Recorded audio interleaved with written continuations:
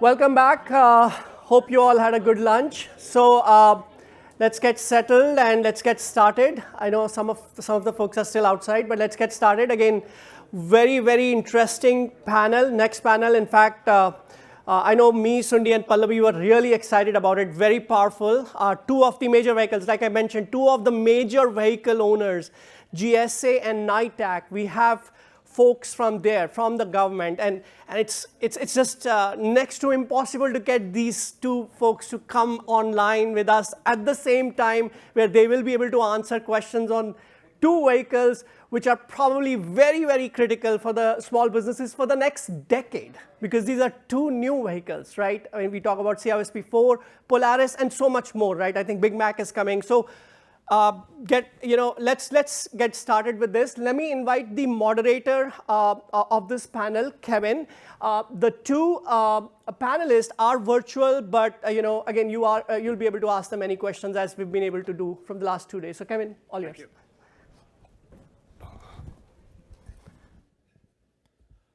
Can we please bring up the panelists? Good afternoon. I'm Kevin Brancato. As you know, Senior Vice President of the Product at Technomile. I'm really happy to moderate today's panel, Monetizing Contract Vehicles. I am joined by, as you heard, two, I think really important folks in the federal government that help manage an assortment of contract vehicles or the entry to contract vehicles. Here's how this is going to go. I'll let each of them introduce themselves briefly, and then let them raise the key points and issues in a larger speech, and then we'll go into Q&A. I'll ask some questions, but I'm really counting on a lot of you to be able to ask the most probing questions, the ones that you're really interested in. So if we could start, I want to say the two folks here are Glynis Fisher of NITAAC and Carlton Shufflebarger of GSA. Glynis, could you please introduce yourself? Sure. Hello. Thank you for including me. And I am here representing the National Institute of Health IT Acquisition and Assessment Center. I have retired and I've come back to support NITAAC. My last job was as the Deputy Director of NITAAC, and I came back because it's such an interesting place and such an interesting space to work in federal procurement. But prior to that, I had a long career in acquisition, primarily in R&D and with a specialty in other transactions. So not at all related to GWACs or IT, but that was where I landed, and it's very interesting. NITAAC is, of course, located at the National Institute of Health. It's comprised of 3 IT government-wide acquisition contracts. We award and administer these best-in-class contracts, and our authority to do so comes from OMB. NITAAC, I said, is located at NIH, which is an agency within the Department of Health and Human Services. And NITAAC is a full-service acquisition program. It's been designated a federal executive agent. Our 3 GWACs are Chief Information Officer Solutions and Partners 3, and CIO SP3 Small Business, and Chief Information Officer Commodities and Solutions. All of these are 10-year IDIQ contracts, which offer a streamlined way for government contracting officials to purchase a wide range of IT services, solutions, and commodities at lower prices and in a streamlined manner. We also offer an assisted acquisition shop, which has a team of contracting officers with IT experience and expertise, and a government-wide strategic solution, which is GSS, which one of 3 mandatory OMB sources for desktops, laptops, tablets, as well as the supporting things such as monitors and software licenses, etc. Both commercial and non-commercial services and commodities are available on our GWACs to all federal agencies. So that includes civilian, DoD, and the intel community. SP3 unrestricted We have 48 contract holders, of which 36 are other than small, and 2 are small business. For SP3 small business, we now have 339 contract holders, and 292 are small business, and 47 are other than small, meaning they came on the vehicle as a small business but outgrew their category, and we have continued to have them in this special little category of other than small. By set-aside types, we have 138 8A contract holders, 22 hub zone contract holders, 53 service-disabled veteran-owned small businesses, 312 small businesses, and 21 women-owned small businesses. CIO-CS has 65 contract holders, and 45 are small business and 20 are other than small business. And by category, 6 are 8As, 3 are economically disadvantaged women-owned small business, 9 are hub zone, 8 are service-disabled veteran-owned small business, and 25 are small business. So these numbers really show our commitment to small business and working with small business and advancing small businesses. And you may be familiar with the ramp-on that occurred under SP3 small business. We added a large number of new small businesses across all 5 of our socioeconomic categories, just to increase the pool of small businesses who are able to compete on the vehicle. I think it went from approximately 90 small businesses to the 339 that we currently have. SP3 and SP3 small business all have 10 task areas, and they're very broad in nature, and it allows federal agencies to acquire almost anything IT. Small businesses do not have to be able to compete in all 10 task areas to be on the vehicle. As was mentioned, our next endeavor is the replacement for SP3 and SP3 small business. This is one combined GWAC. There are SP4, obviously. There are multiple small business friendly aspects to the solicitation that I'm just going to point out. Anyone that's probably written a proposal for it, since it is in the evaluation stage, probably knows more than I do, but there is a requirement that all Department of Health and Human Service task orders below 1.3 million are required to be automatically and exclusively set aside for small business. The rule of 2 applies still. And small businesses now under SP4 will have access to view all contract opportunities, which is something that is not possible under SP3. And the small business contract holders on SP3 were not happy about that. At any time, small businesses can propose to be eligible for additional task areas so that they can compete on even more opportunities. And the electronic government ordering system that is at NITAAC is set up to facilitate market research for any ordering contracting officers so they can gather sufficient information about qualifying contract holders that can assist them in making a small business set aside. An ordering contracting officer can set aside orders for small businesses. And then for SP4, new team members can be added as replacements to the CTAs, the contractor teaming arrangements. So thank you for this opportunity to talk about NITAAC and let you know a little bit about our small business friendliness. And Carlton, I'll hand it over to you. Thank you, Glennis. I'm Carlton Shufflebarger, and I'm the Acting Director of IT Services, or what we call Information Technology Services, in GSA's Office of the IT category, which is located in the Federal Acquisition Service. And first of all, before I go into my remarks, I really do want to thank Ty DC for inviting me. Other people from GSA have spoken at this event in years past and have had great things to say about it, about how valuable the experience is and what a great conference it is. And this is my first opportunity to speak to this group, so I'm really excited about it. In the IT category, the Federal Acquisition Service has a number of different categories, one being professional services, another being the IT category, which I mentioned is where I'm located. And in the IT category, we have a broad, I think, portfolio of contract solutions for agencies to use to buy different, all manner of IT. There's a hardware and software subcategory. There's a networking subcategory, which we call Enterprise Technology Solutions, which is managing the EIS contract.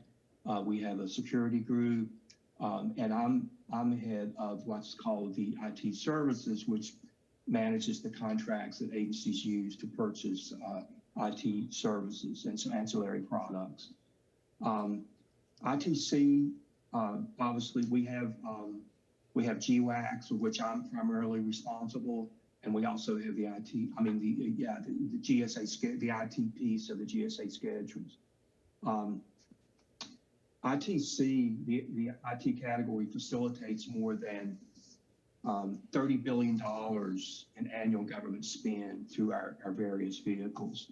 And our focus and a great priority that we have is to provide agencies with value that they can gain from purchasing IT through our contracts, through the acquisition solutions that we have in place, and also providing opportunities for industry, for our industry partners. And I think GSA has a great relationship with our agency customers, but also industry, and we're very proud of that. And we really appreciate the collaboration, and we are always open for feedback and suggestions from industry.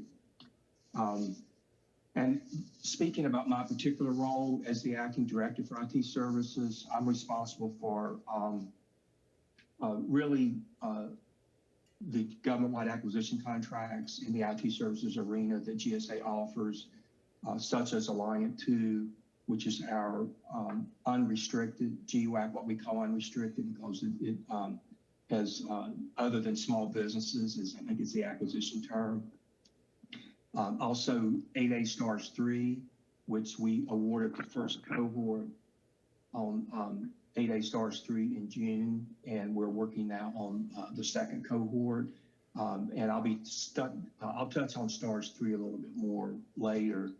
I also manage, or I'm responsible for the VETS 2 GWAC, which is the GWAC for the service-disabled veteran-owned small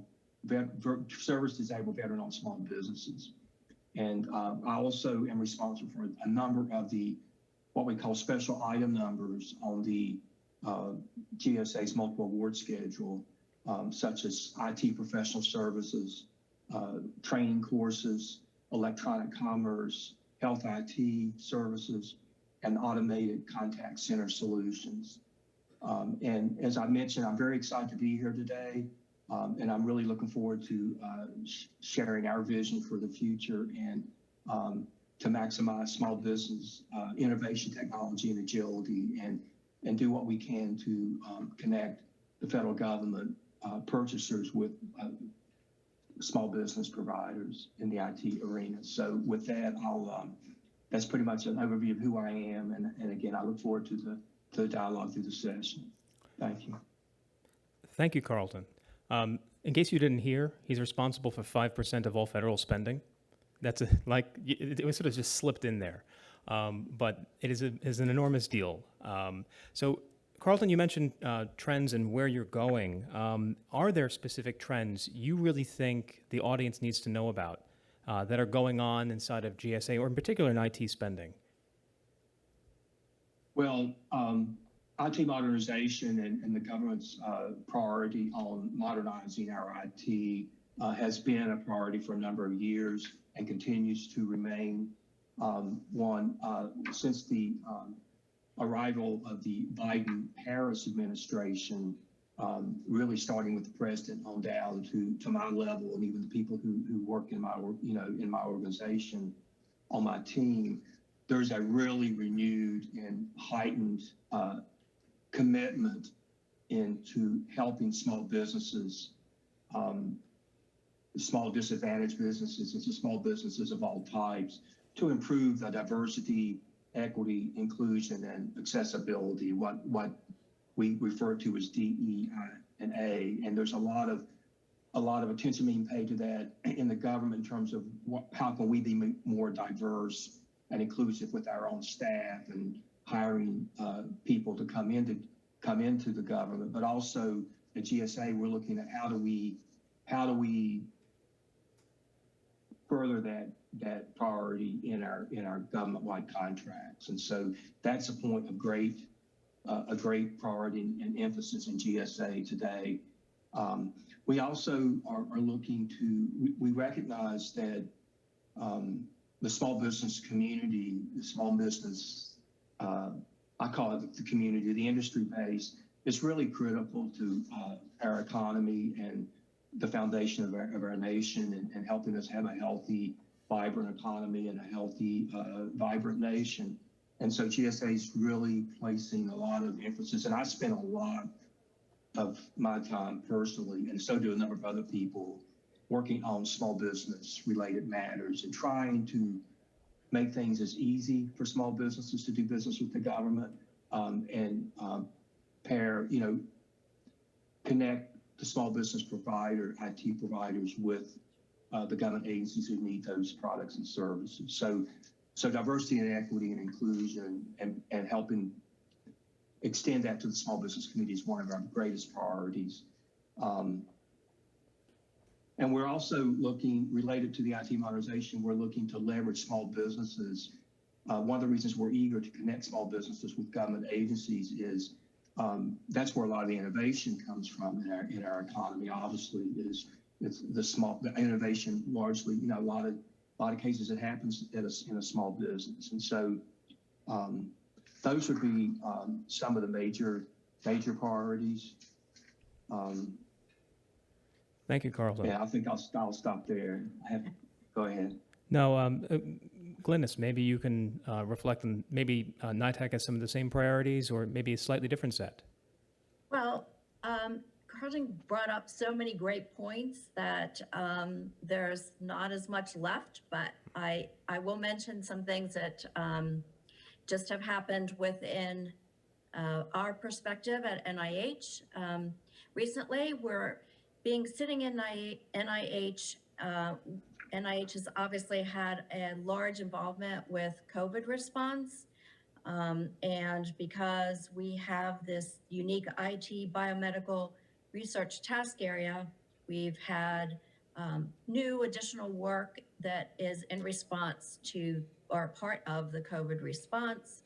And also that where we sit at NIH, which was within the Office of the Director, there's been a lot of resources that are supporting the COVID response, a lot of contractual support, and our particular directorate has also helped out with a lot of the COVID response from other places, such as the Assistant Secretary of Preparedness and Response at HHS. So that's one thing that's been interesting this past year.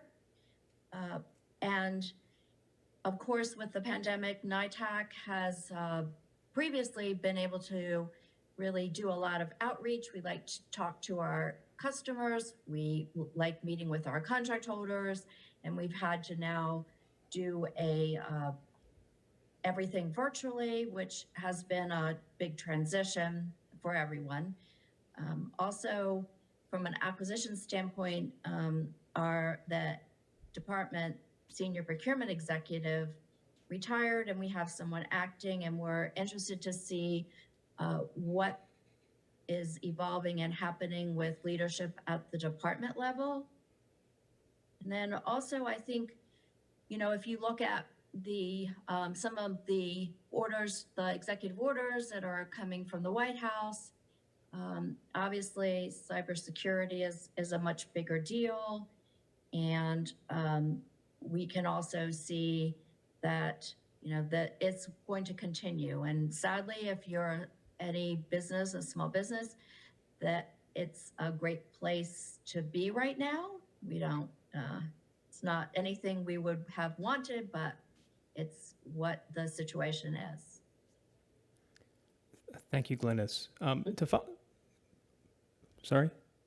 Oh, yeah, this is Carl. If I could, Glennis Please. made a couple comments that triggered a couple of thoughts, if I could, that I'd like to bring up. And one is she mentioned the COVID response and the circumstances we've been working in for the past, I guess, more than a year and a half now. Yeah. And she and I are both, we were talking earlier, this is the first time I've ever spoken to a live conference and, virtually. I've been on panels and spoken at completely virtual conferences. So kudos to TITC for how smoothly this is operating. But one of the challenges and the priorities of the government, clearly the GSA is helping agencies adapt to the new working environment. I don't think things will go back the way they were completely, where you have most of your staff in the office 5 days a week. There's a sustainability value of greater use of telework, and also it's a cost saving to the taxpayers. So GSA is working with the other agencies, and I'm sure NITAAC is too, about helping them get equipped and really make that adjustment and have the right technology in place so they can, because GSA had been fairly telework friendly and telework equipped before the pandemic, and we really didn't miss a beat. So that's one of our priorities. And Glynis, thanks for mentioning cybersecurity, because that is front and center on everybody's mind. So thank you for that. I could follow up quickly about your discussion of diversity, equity, inclusion, accessibility. Are there specific initiatives? A lot of small businesses, particularly in this arena, are keenly aware of the set-asides, of the ability for the companies to really fit a need that the government has. Is there a push to get a little bit more explicit about the exact actions that the government is going to take going forward? Whether GSA maybe has additional plans or NITAAC has additional plans in that regard? Maybe not. You want to go first, or I can? I am not aware of any additional formal plans. I do know that within NIH, there is a dedicated small business office. It's not your OSDBU office. It's just an office that is doing all kinds of special projects and has been for a couple years, but it's growing continuously. So it probably started about 2016, and it's continued to make a lot of progress. They have initiated programs by collaborating with historically Black institutions and mentoring programs that are set up just to help small businesses. And I know I won't leave the discussion without talking a bit more about that and really pushing that as a way to help small business sort of get their foot in the door at NIH, because, I mean, let's face it, NIH is a big place. It's confusing. There's all these different institutes. So, how do you even start out? And the fact that we have this resource is the way that a small business can, just start the process and have someone with NIH insight to help them.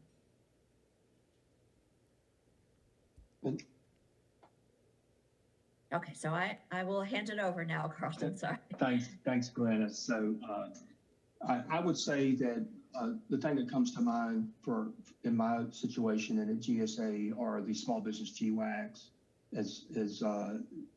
Is probably well known. We've had several GWACs in our portfolio that were over the years that provide opportunity for small disadvantaged businesses, such as the 8A STARS family of GWACs, and as I mentioned, the newest one is STARS 8A STARS 3, and of course VETS 2.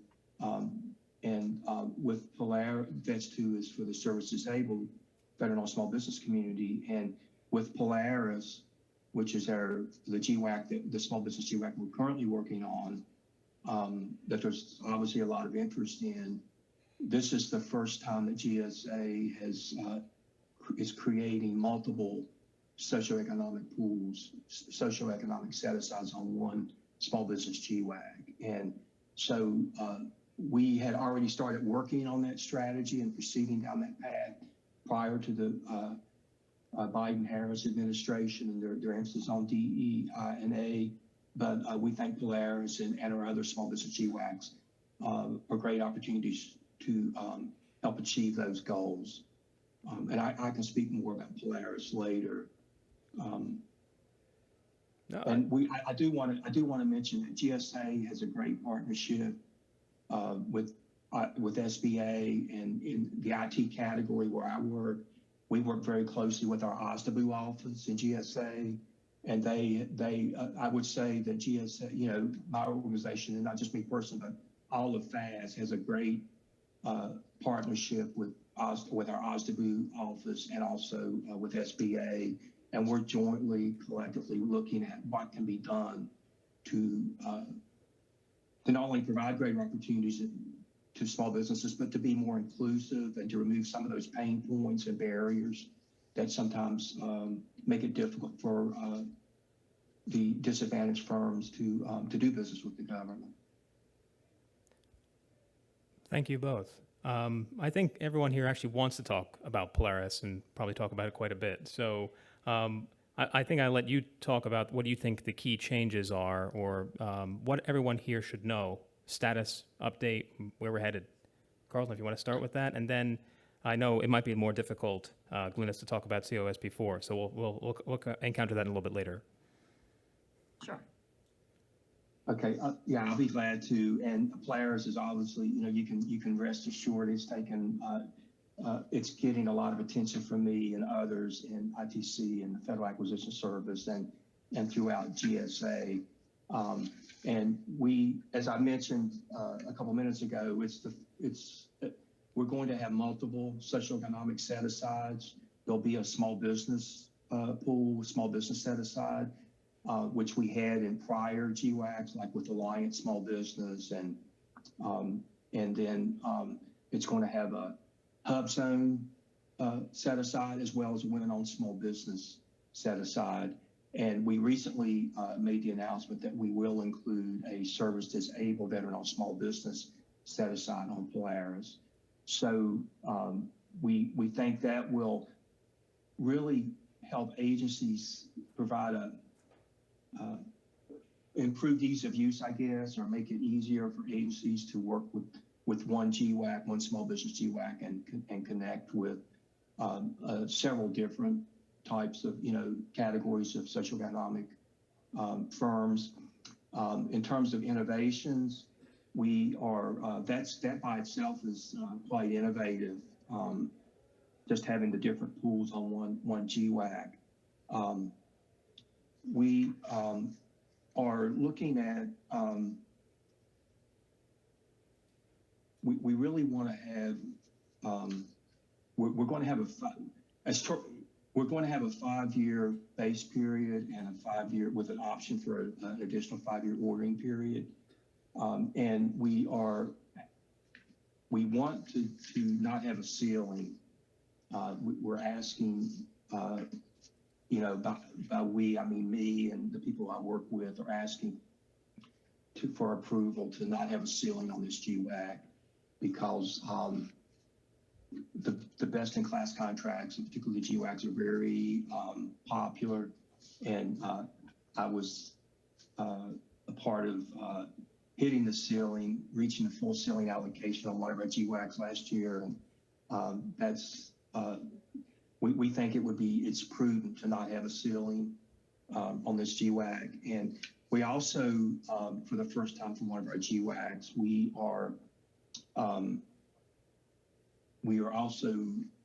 intend to not have pricing at the contract level, which we think will make it a lot easier for the small businesses, and so that's a novel approach that we've never taken with one of our GWACs. Astro did that. That is a different different type of contract.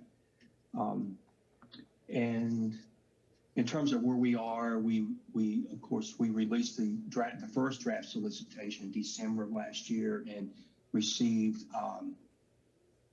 a lot of comments, a lot of feedback from the industry. There was clearly a lot of interest in this GWAC in Polaris, and we released the revised sections L and M along with the scorecard approach in September, and we've also received a healthy amount of feedback from industry to the revised drafts, and so we are currently working through that feedback and looking at what adjustments need to be made based upon that feedback, and then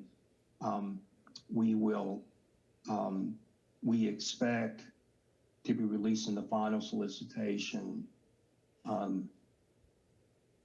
in the near future. I would say December, January timeframe, and we had an event a week or so ago where we talked about Polaris, and we told the industry partners who participated in that event or who attended it that we want to be ready to release in December, but we are conscious of the calendar, and we're looking at we don't want to have people in the industry working the wee hours of the night during the holiday. So we're looking at how to kind of navigate that and release the solicitation soon, and give industry plenty of time, ample time to respond to the solicitation, submit their proposals, but not release it on Christmas Eve. So everyone here really appreciates that. Thank you. Really.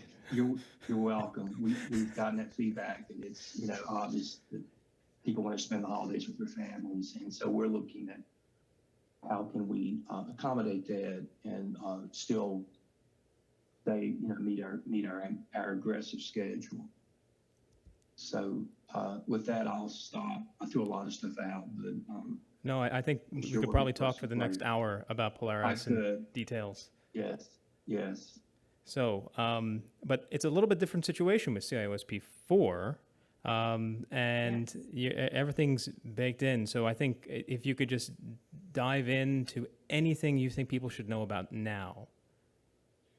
Sure. So as almost everyone knows, SP4 has been released. It's our large opportunity in NITAAC.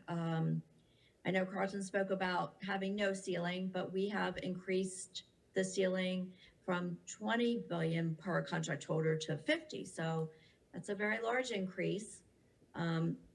You should just know that, since the solicitation has already closed and we are expecting to stay on schedule, that if you were not a part of this solicitation, you haven't submitted a proposal, then the best thing that you can do at this point is to try and look to partner with companies who become contract holders so that you can gain experience working with GWACs.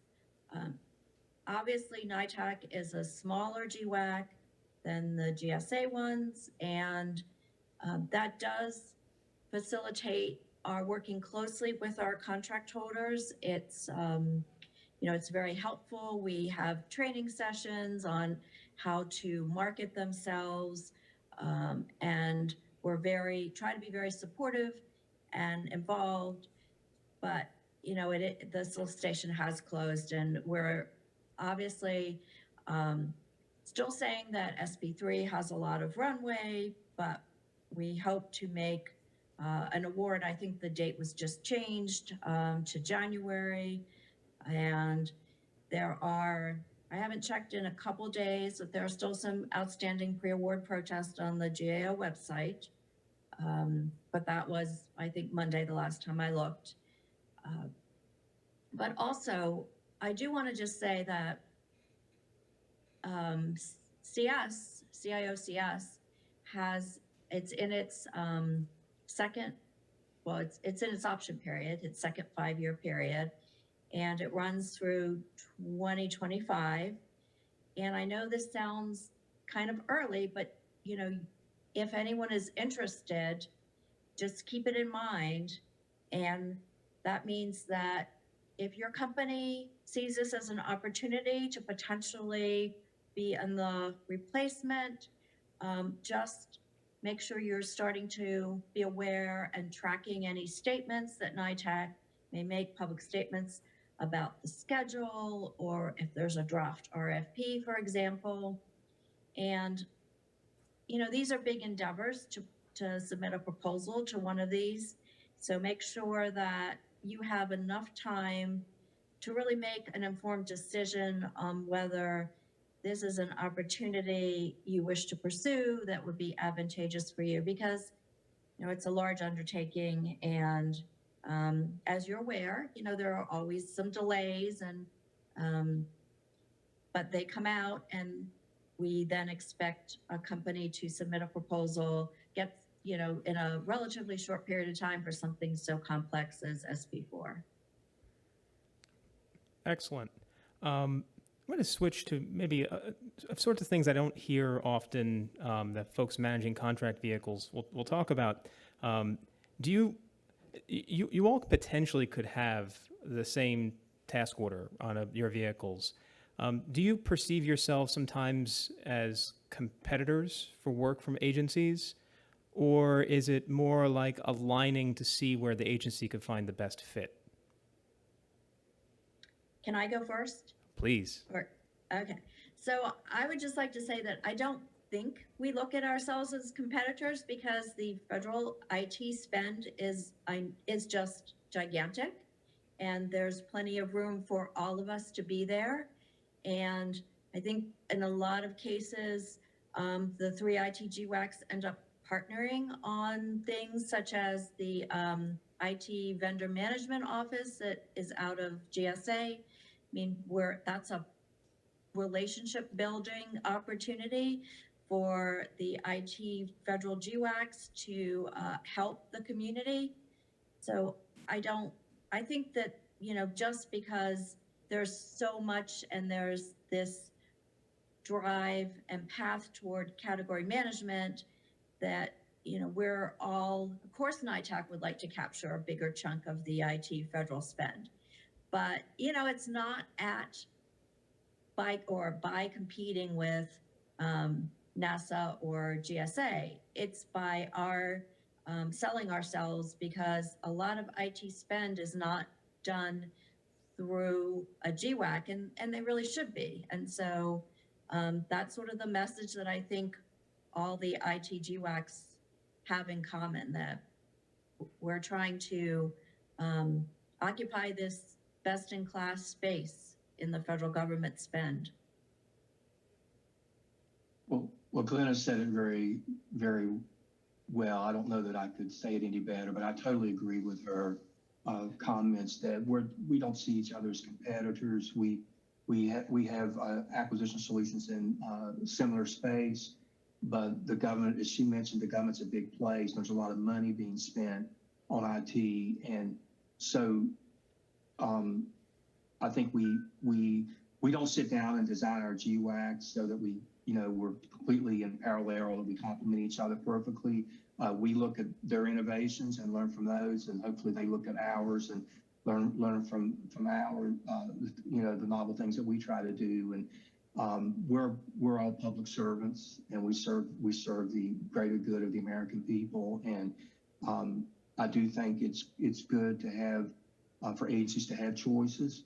And I do agree that with the coming of category management, there's been greater collaboration across with NASA and NITAAC and GSA, and so I think it's not a bad thing. It's a good thing for agencies to have choices based upon what their particular needs and what they need in that particular situation and circumstances. So. With the coming of category management, with the emphasis on that, we do collaborate at a strategic level, and I want to pick up on something else Glenna's mentioned. The real competitor are not the enterprise or the best in class GWACs. It's the what we call open market spend, or the one-off contract that really we think doesn't get the agency the best value, the best price, and also is a drain on their resources. So that's where NITAAC and GSA and NASA work together to try to encourage agencies to leverage these GWACs, these IDIQs. Thank you, Carlton. I couldn't agree more. You mentioned that agencies are, they have this free spend in other areas, but are they asking you for different sorts of things? Like the industry gave you a lot of responses to Polaris, just like they had a lot of response to COSP4, but are agencies giving you responses about the sorts of things they want changed in contracts and the sorts of things they want to get out of contractors? Glynis, maybe you want to take that first if you have some thoughts on that. I think that we do talk to other agencies. One example would be whenever we update the specs for the GSS, we're talking to the CIOs of other agencies to say, what do you want to see? So there is that communication, and it is beneficial, but I do think that's a great point. It would be it would serve the public interest if there was more. It always would. So if other agencies want to give us more feedback, we do take it very seriously because they are our customers. We are here to serve the whole federal government. So I think that was my comment. Yeah, I would agree with that. I don't have the data right in front of me about what they buy from us, from GSA, and what they buy from NITAAC, but I'm sure there's overlap in some cases, but I think sometimes it's driven, the decision which one to use is driven as much by maybe some internal dynamics, organizational needs, as much as IT needs, and I think having the different IDIQ providers provides agencies with maximum flexibility. Okay, I think I had in mind a few years ago, I was talking to folks in NASA Soup, and when they basically said, hey, we really would love to have industry provide more responses to RFIs, and what can we do to change that? And they didn't know. Like there was a huge demand from them. Their customers wanted that, and I didn't know if that's the sort of challenge that your agency customers have been asking you to address.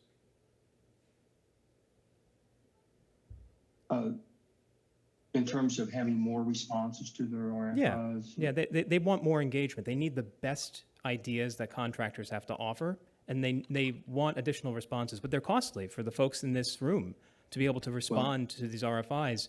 And so they were like, how do we get more of these?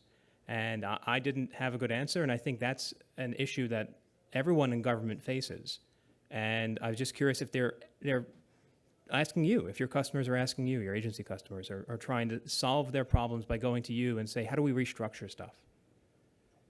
Well, we do hear it from both sides. I mean, we do hear from industry, we do hear from agencies, at least anecdotally, that they would like to see more response to their RFIs. But we also hear from industry that that's a cost to them. They just can't spit it out. And so I don't think I have the answer at this point. It is something that we are looking. I think the government, NITAAC and NASA and GSA are all looking at how can we reduce pain points for industry.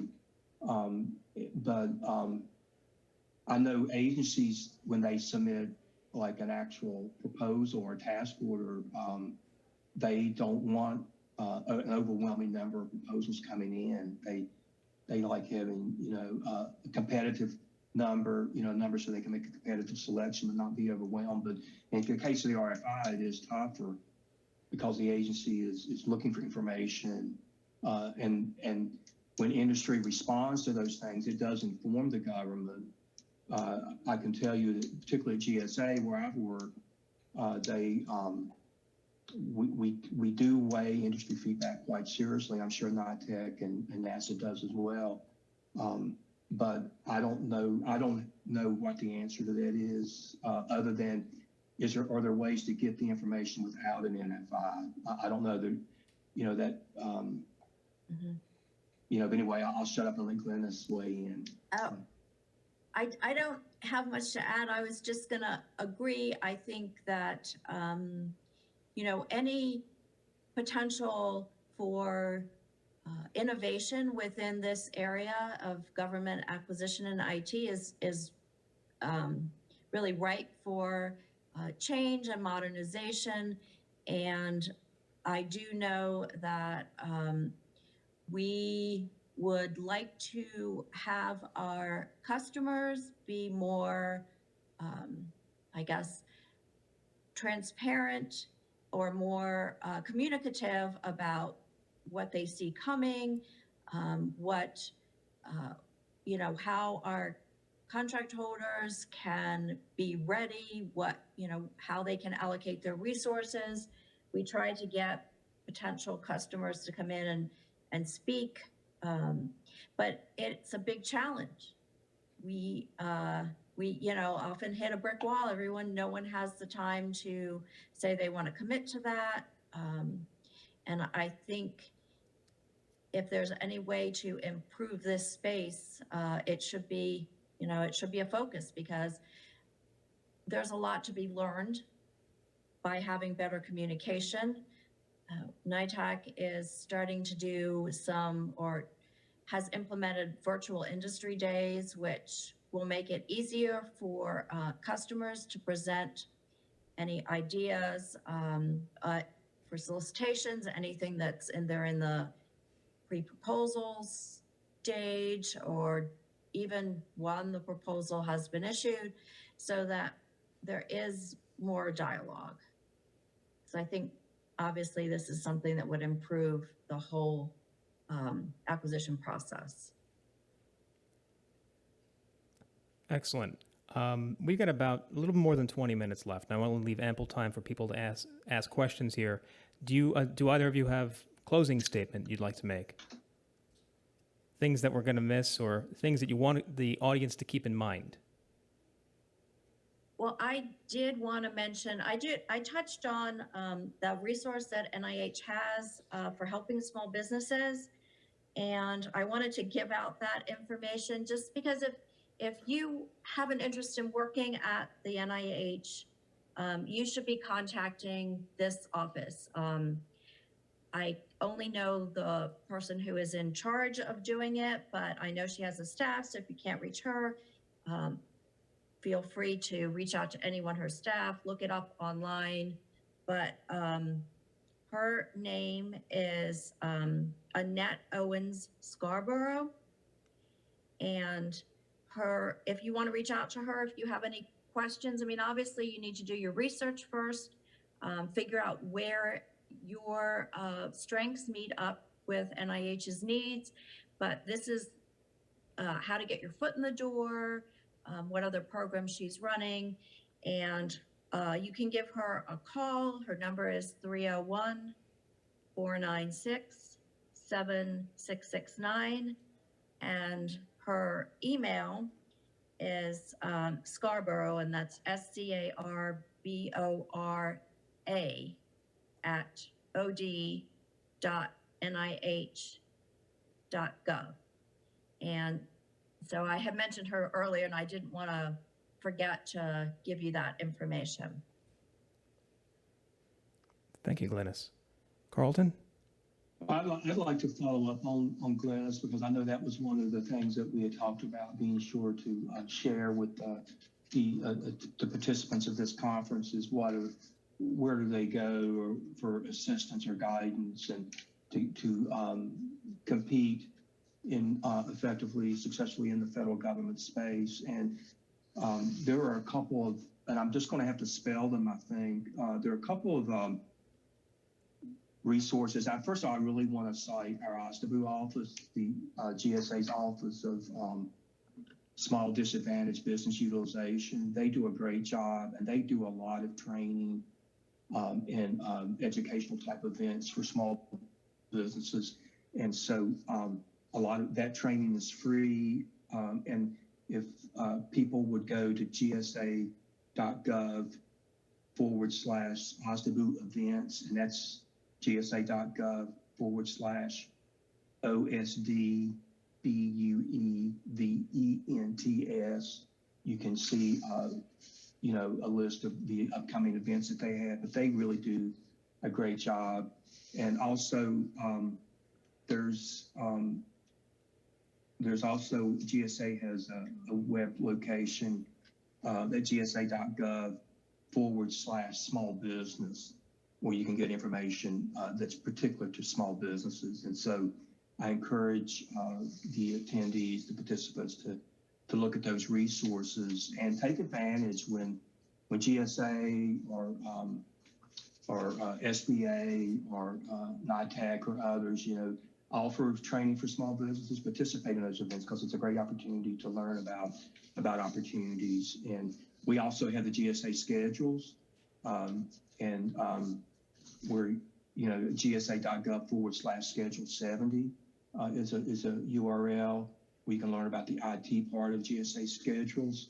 And also you can Google some of these things. I'm sure they would come up on Google if you didn't capture my notes, but I believe this session is being recorded, so maybe you can play it back slowly. I talk pretty slowly anyway because of my Southern heritage, but which I'm very proud of. But yeah, there are people in the government who really want to work with small businesses and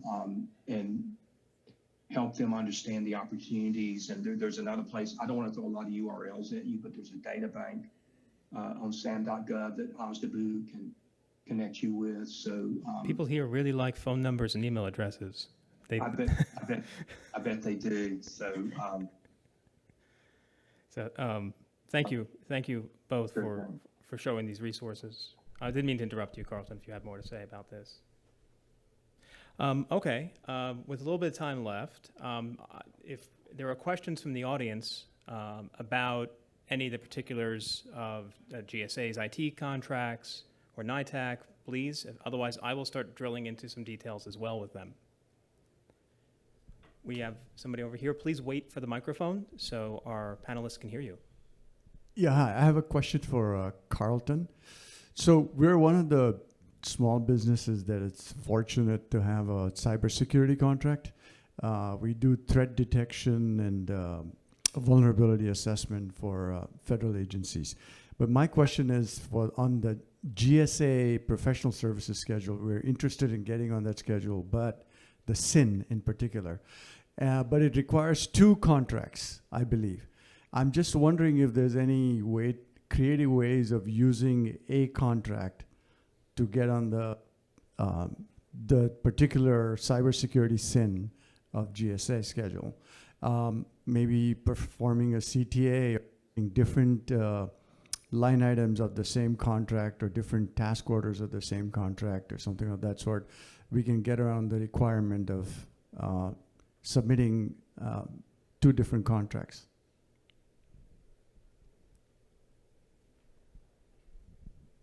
when you say contracts, you mean examples of experience? Yes, he means that.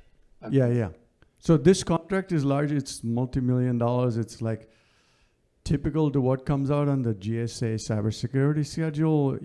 Any of these line items could, in dollar value, is big enough to be a contract in itself, but we don't have separate contracts. So can we present the same contract as those 2 different experiences required to get on the GSA schedule?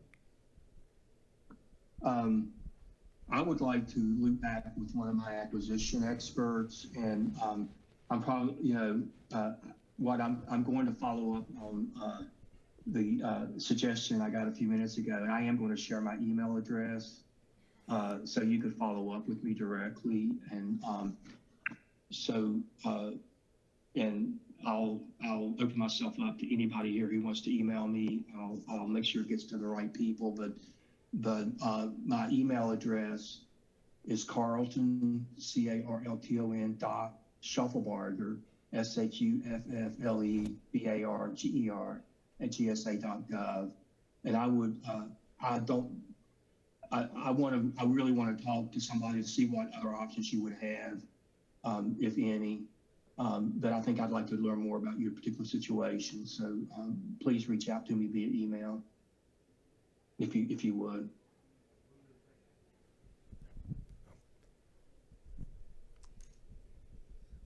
I also have a question for Carlton too, and on Polaris, the separate pools, which is a appreciated feature, are the pools mutually exclusive, or so small business is mutually exclusive for Hub Zone, or is anyone in the Hub Zone pool automatically also in the small business pool, and so on? What if a business wanted to be in multiple pools, they would need to submit an offer, a proposal for each of those pools. So if you're in the Hub Zone pool only, you would only be eligible for Hub Zone, task orders that are directed to that pool. If you want to be in the small business pool, you would need to also submit a proposal for that pool. There's no limit on the pools in the sense, some small businesses, I suspect, will submit proposals for all 4 pools. So, but you won't be automatically onboarded to other pools because you're awarded to one pool. Okay, thank you. A quick follow-up before the next question. How have agencies told you, Carlton, that they're going to decide which pool to put a task order on? Well, a lot of it depends upon, again, some of the comments we made earlier, the particular situation they're in and what their socioeconomic need is, a priority. And we suspect that, I don't want to guess, but the small business pool we expect will be a lot of the more complicated task orders would go to that pool. Although I'm sure there'll be very highly qualified industry partners on the other pool, in the other pools. But that really is an agency by agency situation. And sometimes it's driven by their particular socioeconomic priority that when they make that award. And maybe if there are particular characteristics they're looking for, and they could submit a task order to multiple pools, but they can't submit one task order for all the pools. So, thank you. Were there additional questions from the audience?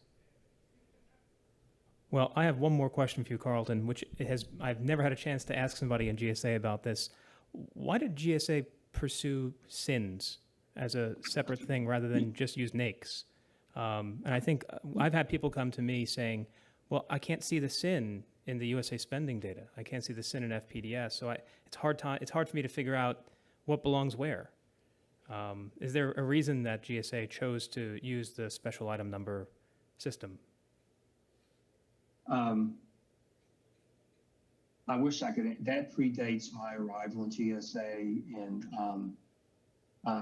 when I first came to GSA, and I was getting schooled, the person who was coaching me and mentoring me was talking to me about the SINs, and so I don't have the information to answer that, but I'll look into it and get back to you as to. And I know there's a lot going on with schedules consolidation and making innovations to schedules. And I'm not personally real close to that,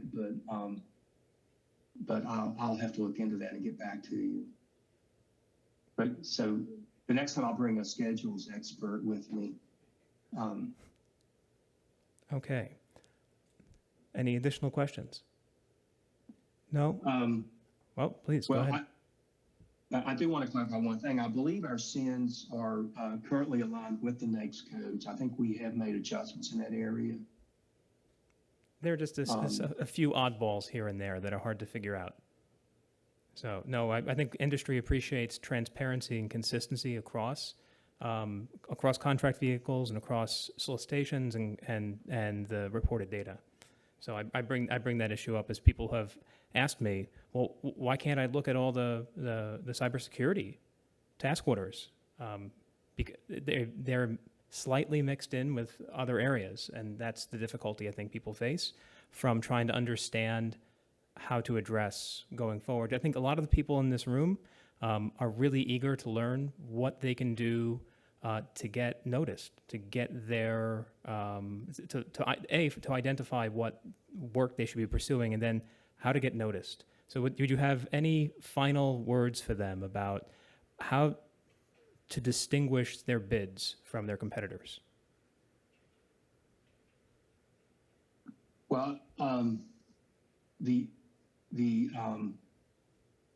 first answer is to be sure to answer the requirements as they're written in a task order. You don't want to get rejected for a technical reason because you didn't answer something.